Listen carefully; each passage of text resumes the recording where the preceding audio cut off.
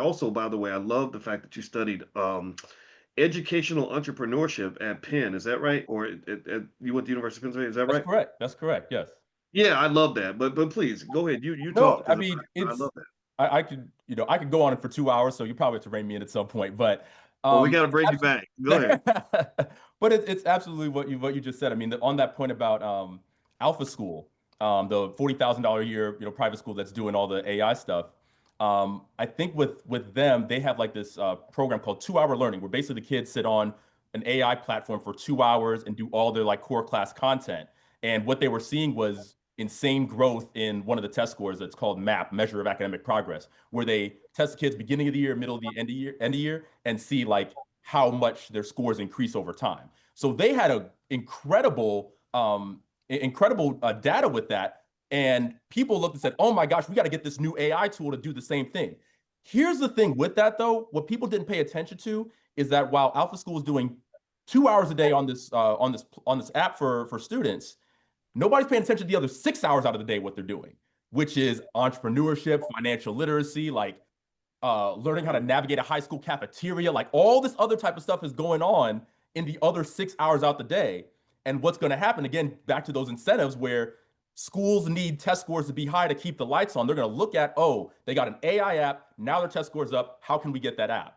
But not paying attention to actually in the other 6 hours out of the day, there's all this other enrichment that's going on. So yes, absolutely, we need to find ways to to use AI in ways that help prepare kids for the real world and help teachers' lives easier and all those different types of things. But also it allows us to think bigger about what else is possible and what we see in terms of what's an educated person. Like, how do we look as an educated person? Is an educated person just somebody who can pass tests and be employable? Or is it somebody that thinks about how to solve the problems of tomorrow and find solutions to that today?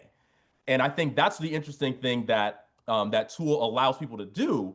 But also, it's at a $40,000 a year private school.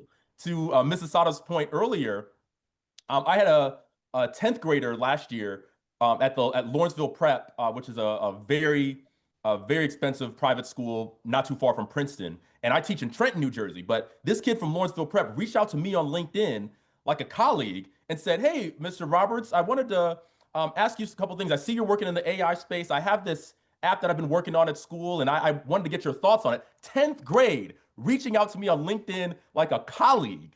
And before I even wrote a LinkedIn post or put it on YouTube, I said, "Wait a minute, I got to ask your parents if I can have permission to, interview you because you are in 10th grade right now." So that's, to Mrs. Sada's point, that's how they're thinking about it. And that's what the school system is encouraging them to do with it. Meanwhile, you go down the street to Trenton, New Jersey, or go up 95 to Newark or down 95 to Philly.